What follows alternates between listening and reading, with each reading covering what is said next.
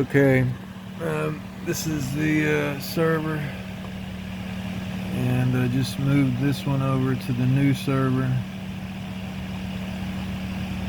and that is screen, white, yellow, and green on that spot where it says wind 4.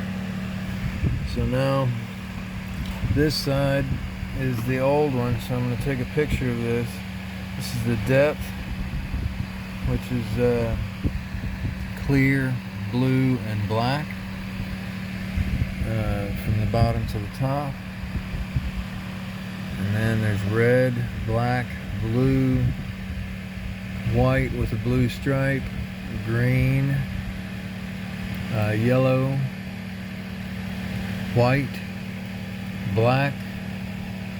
And then it skips one and then goes green and then white with the green stripe right there.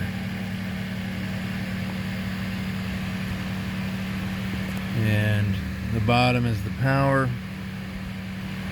The NMEA is the second one, and the network, which I'm concerned about right now, is the third one.